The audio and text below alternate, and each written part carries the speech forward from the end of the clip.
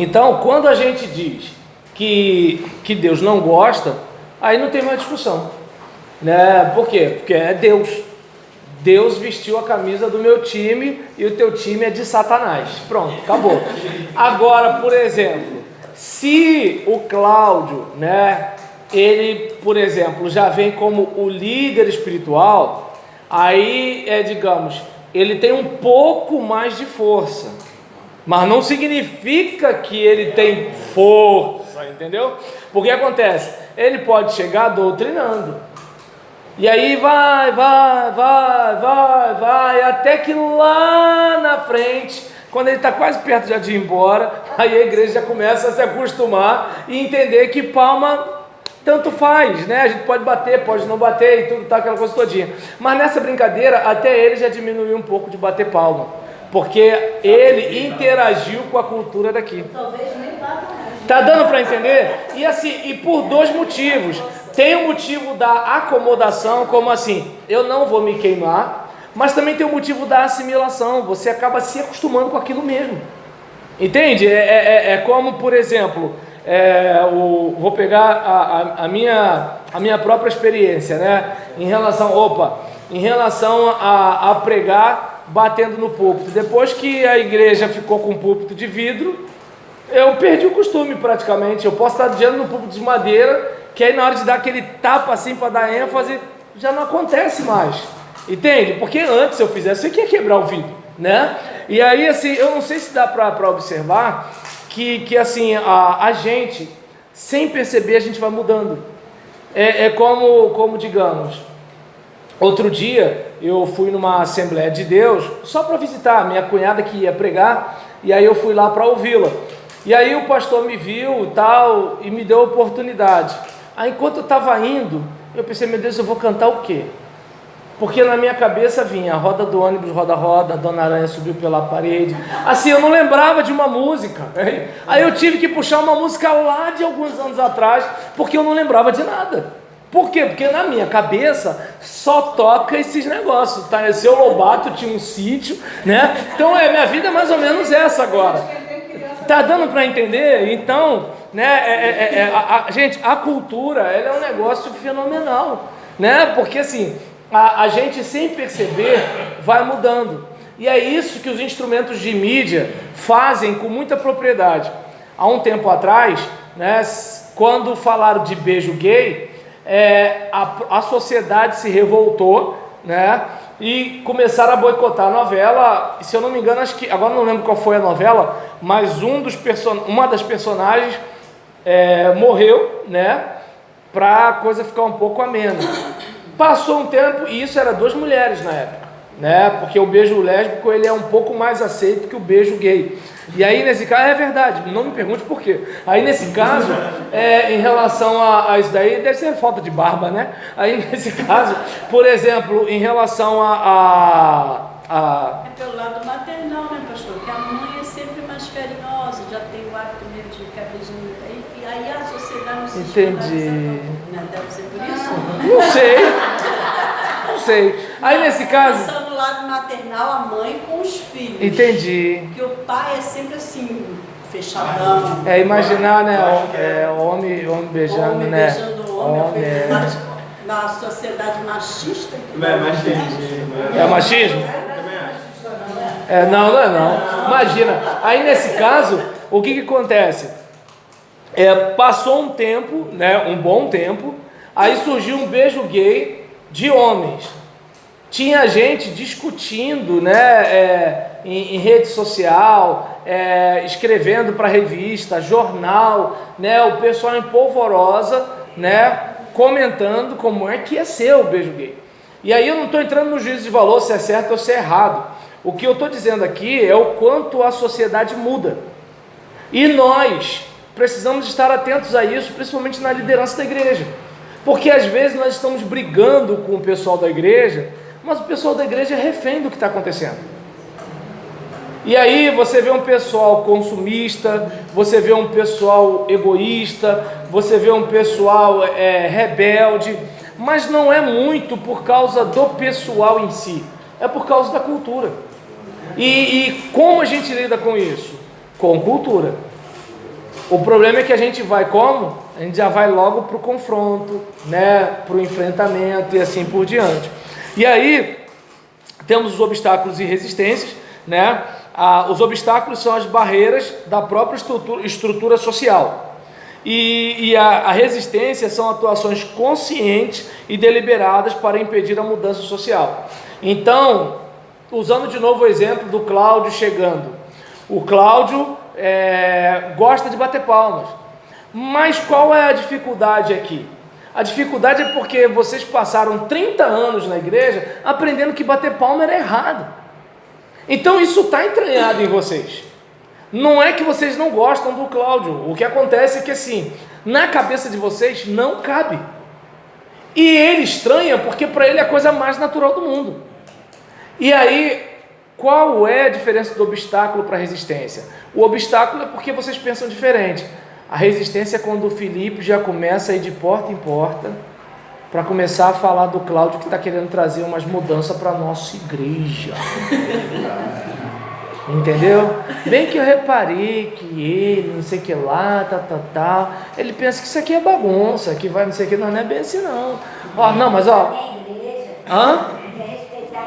Eita, mano, aí, Leduína sabe, Leduína conhece os Paranauê, tá vendo? A gente olha assim, ó, vê a cara de vozinha boazinha, tá vendo? Ô, Neuci, faz isso não. Aí nesse caso, poxa, aí em relação a isso, né, a gente, por exemplo, observa que, como a Leduína falou, ué, esse forasteiro vai querer mudar as regras aqui da minha igreja, né, mas... E não ou então para buscar apoio, né, da nossa igreja, né, fulano? Porque o que a gente aprendeu aqui? Ou seja, é uma coisa consciente. Não é uma resistência do tipo, vou pegar meu caso.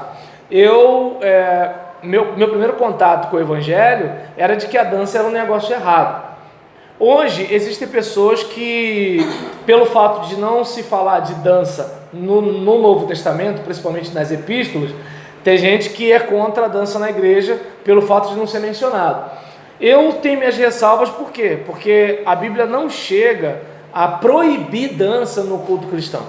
A Bíblia pode não incentivar, porque a dança geralmente tem a ver com a celebração judaica, né?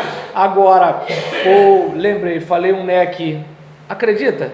Um camaradinha meu foi no YouTube, me deu parabéns pela aula de semana passada, mas frisou que eu usei muito né. Pode? E ainda teve uma curtida no comentário dele. Acredita? Agora eu falei o né, eu lembrei do cara. Tá desse jeito, minha gente. Tá desse jeito. O mundo tá desse jeito. Minha esposa me corrige toda hora isso. É mesmo? Toda hora. Aí, o que acontece? Diante dessa situação, nós nos deparamos com uma atitude consciente para inibir uma transformação. Nessa hora é que eu entendo que a igreja ela dá mole pelo seguinte motivo, que às vezes ela resiste um bom líder que não está querendo prejudicar e que está sendo transparente no que está fazendo. E o que um líder mais esperto, mais sagaz, que eu não sei até que ponto está agindo como homem de Deus, faz para mudar a cultura? Não faz com a transparência do Cláudio. Quando vai ver, a igreja mudou, ninguém percebeu. E quando, né, o dono da igreja percebeu, ele já não era mais dono. O pastor já falou para ele, perdeu o Playboy, né? Então, é importante a gente olhar para isso. Infelizmente, eu vejo muitas vezes algumas questões na igreja, como a menina que namora pilantra, que às vezes ela rejeita um cara legal, porque o cara legal não tem a manha para levá-la no bico. O canalha tem.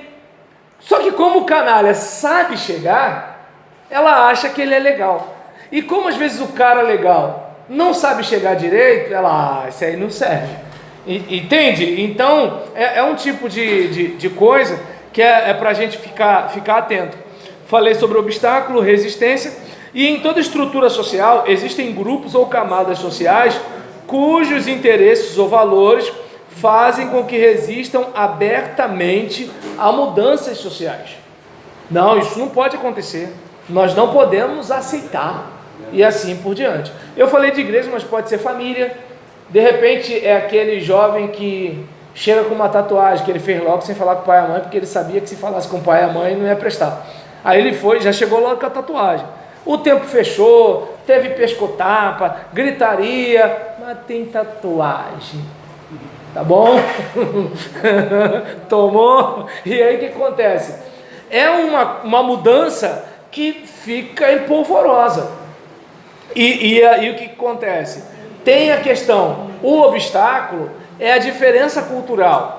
A resistência já é aquela coisa assim, vou fazer isso, vou fazer aquilo, depois eu faço, esse eu passo 1, passo 2, passo 3, aí do lado de cá, né, o pai conversando com a mãe, né, armando o esquema, ó, ele tá, ó, teu filho tá não sei o que lá, não, mas vamos fazer isso, ó, o combinado é esse, eu faço isso, eu sou o policial bom, você é o policial mau, ou seja, isso é uma ação consciente, é diferente de, que é isso, menino?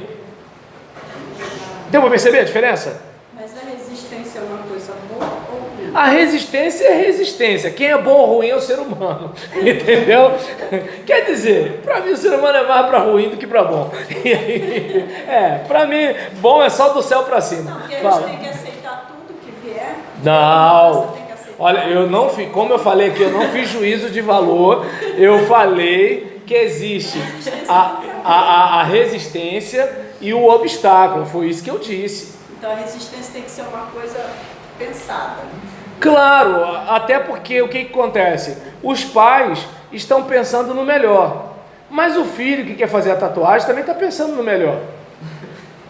Antes que calma. Antes que você pense que eu estou dizendo que fazer tatuagem é melhor do que não fazer tatuagem, o que eu estou dizendo é que todo mundo está do lado do bem. Quer ver uma coisa? Problema de família, olha só, problema de família. A gente sempre está do lado do bem, do lado do mal é minha sogra, do lado do mal é minha mãe, do lado do mal é meu filho, do lado do mal é meu cunhado, eu estou do lado do bem. Hã? Cada lado tem sua parte. Leduína está inspirada hoje, é isso aí. Eu vivo com alguém, eu faço a minha parte eu estou certa. Isso. Aí alguém vai mostrar pro outro, fala, eu estou certa, não está errado. Exatamente, porque o inferno são os outros. E aí, o que acontece? Se nós observarmos, na luta do bem contra o mal, quem está do lado do bem? Eu. Quem está do lado do mal é o outro. Entende? Quem é que está obedecendo e agradando a Deus? Eu. Ou eu vou dizer assim, estou chateado com o meu pastor. Por quê? Porque Deus está trabalhando no coração dele para falar comigo e o diabo está dizendo para mim que é para eu não atender e estou fechado com o diabo. Isso não vai acontecer, gente, não. O que vai acontecer é o seguinte, meu pastor perdeu a visão, meu pastor não sei o que lá, meu pastor não sei o que, mas Deus vai mostrar, entende? Então, e se a gente for observar, eu não sei vocês, mas eu tenho muito medo quando eu acho que eu estou do lado do bem e os outros estão do lado do mal, porque eu entendo que quando eu penso que eu estou do lado do bem, eu já não considero se eu estou errado. Opinião minha. Eu não gosto de ter aquela sensação, eu estou do lado de Deus, da vontade de Deus, e o pessoal da minha igreja está contra a vontade de Deus. Eu prefiro fazer o seguinte, peraí, vamos pensar, será que de repente eu estou certo, mas eu estou me expressando errado? Ou será que eu estou entendendo errado o que está acontecendo? Será que eu não estou entendendo o que estão querendo passar para mim de feedback? Será que esse irmão realmente ele é mau? Ou ele é um bom irmão, ele é um bom crente, mas eu não consegui mostrar para ele o que eu estou querendo? Então, agora quando eu polarizo, eu estou do lado do bem e ele está do lado do mal, acabou. Até na minha oração eu vou orar como? Senhor, dá um jeito nesse cara, esse cara está me atrapalhando. Vai pensar que é mais sábio do que os outros. Entende? Tá entendendo? Não, leva ele, não pode não, Joss.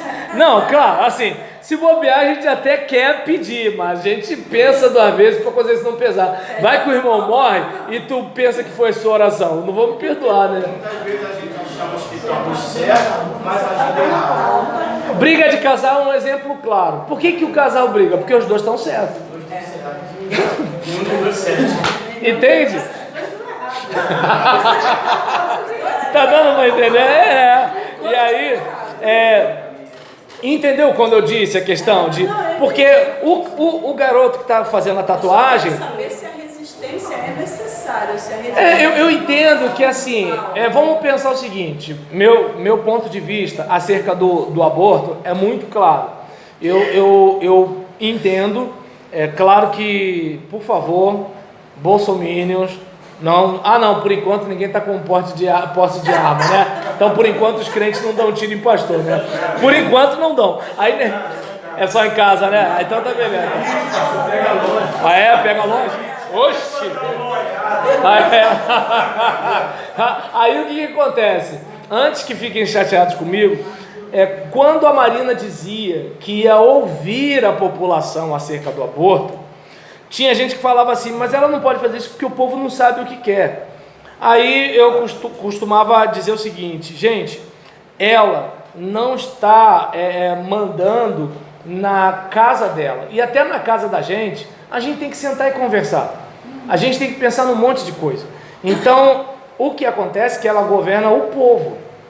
E o que a gente tem que fazer é mostrar para o povo os desdobramentos, esclarecer, levar a discussão, e comissão disso, comissão daquilo, acontece, é uma situação.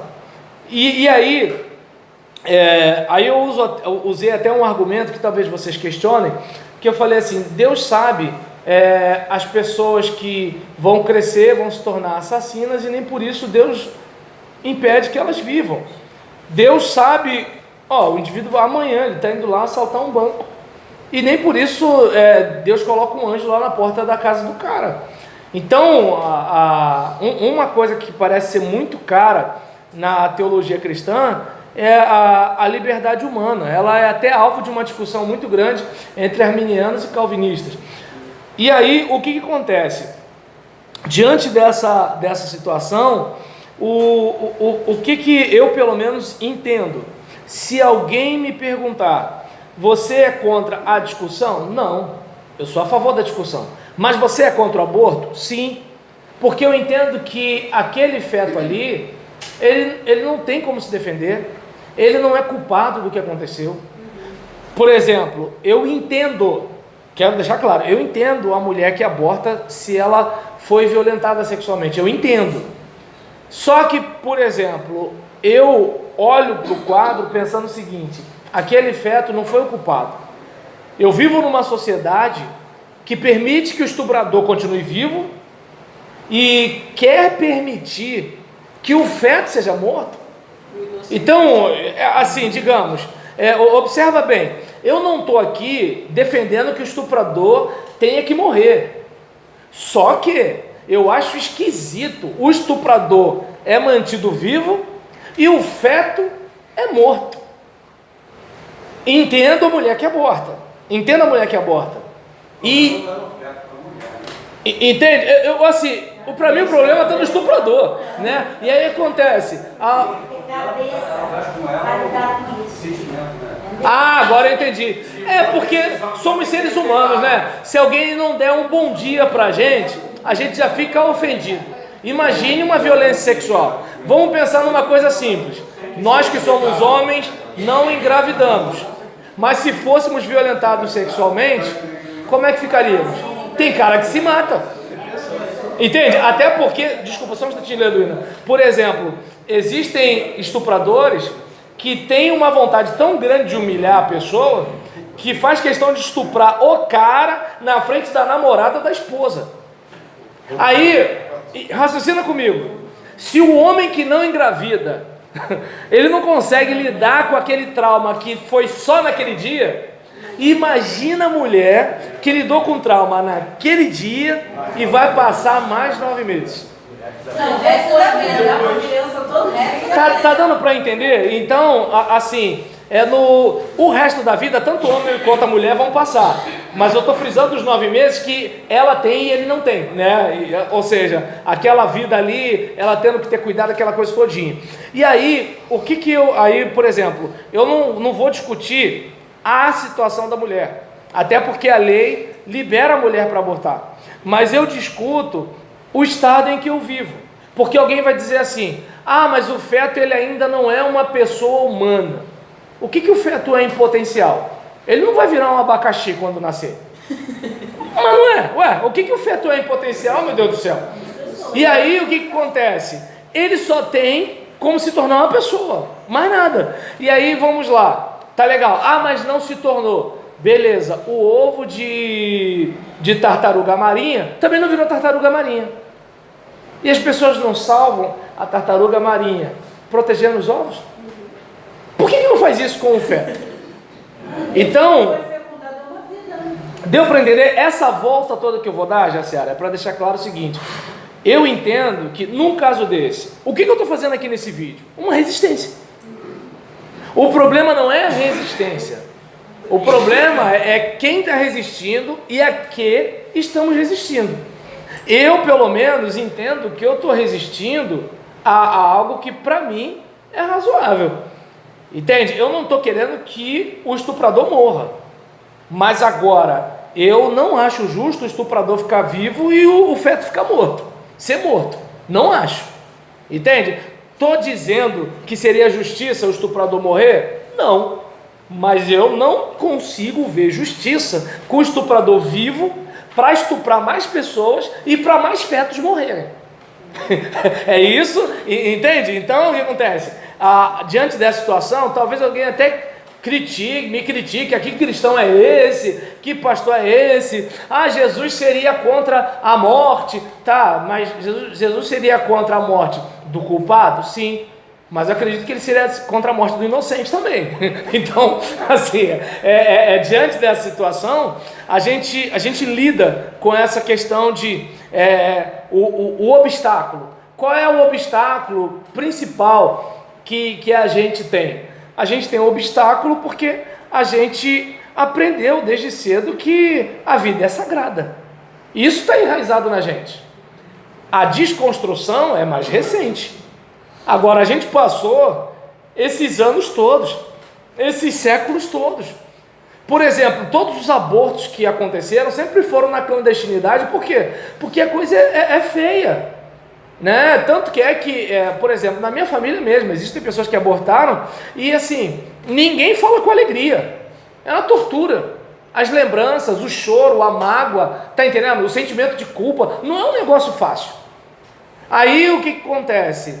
O simples fato de legalizar vai tirar culpa, vai amenizar a consciência, vai resolver tudo. Então esse tipo de situação é onde assim, trauma e ela vai ficar com a culpa do aborto. Entende? E aí o que acontece? O obstáculo tem a ver com a minha formação. A resistência não. A resistência já é uma questão consciente. Eu sei que pode aparecer um modinha, pode aparecer um camarada para me criticar, eu sei que pode aparecer alguém para me detonar, eu sei que isso pode acontecer. Mas eu não recuo disso daí, né? Eu não recuo disso daí. Por quê? Porque eu só estou aqui dando aula porque minha mãe não me abortou. Entende? Eu, por exemplo, só sei, por exemplo, antes de vir para cá, eu comi um açaí com banana e granola. Só pude fazer isso porque minha mãe não me abortou. Na verdade, entende? A solução não está no aborto. Na verdade, a solução está numa segurança decente que livre a mulher dessas situações. Jaciara, nossa vereadora. Olha aí, já tem a solução. Mas, exatamente. Fala, Leduína. Quando você falou sobre a mulher ter o espírito do amor, do estupro, né? Sim. Isso precisa ter muita cabeça a mulher, senão ela pode até ter, entendeu? Levar para esse lado, mas ela vai começar a olhar para aquela criança E lembrar de tudo, e reviver tudo. E jogar a culpa daquilo na criança. Eu, pelo menos, eu conheci uma pessoa, né? E ela diz que teve um filho assim, essa criança acabou virando marginal, entendeu? Porque a criança, ela vai sendo tão alvo de desafeto, de palavras amaldiçoadoras, é um tipo É um tipo de coisa complicada. A gente entende? A gente entende isso. Agora, isso começa onde? Começa no camarada que está aí. Se bobear, o pai do garoto continuou vivo, fazendo barbaridade com muitas outras moças. Mas acontece assim, na minha família tinha que ajudar aquela pessoa que foi estuprada, né? Às vezes a família não ajuda também, se ajudasse, compreendesse tudo. Eu acho que o negócio até daria até para ela ter aquele filho e viver com aquele filho. O problema, né, o Leduína, é que a gente tem, como a gente sempre tem solução para o problema dos outros, o que às vezes os parentes fazem? É só fazer isso. É só não sei o que. O parente geralmente faz uns negócios desses. Só que assim, vai ver a vida do parente. O parente às vezes ele não consegue contornar a vida dele, mas ele tem solução para a minha vida. Então é um tipo de coisa. Exatamente, eu tenho solução para o problema de todos vocês. Agora aí os meus. Então, entende? Gente, pô, logo os que Leduína está inspirada, deixa ela falar.